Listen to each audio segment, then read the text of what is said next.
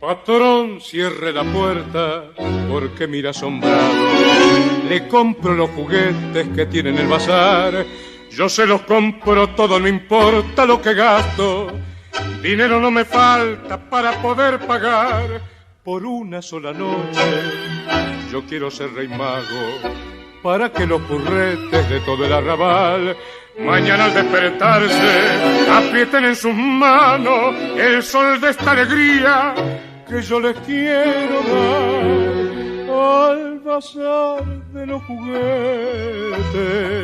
Cuántas veces de purrete me acercaba para ver de allí de afuera, desde atrás de la vidriera, lo que nunca iba a tener. Si mi vieja era tan pobre, le faltaba siempre un cobre para comprarnos el pan.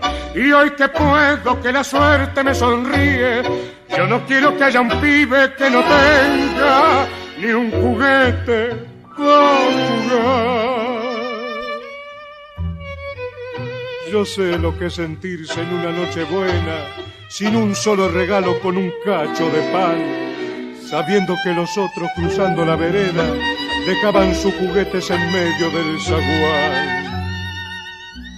Yo sé lo que es sentirse besado tiernamente por una pobre madre que no me pudo dar ni el más humilde y pobre de todos los juguetes. Por eso se los compro, por eso nada más. Si mi vieja era tan pobre, le faltaba siempre un cobre para comprarnos el pan.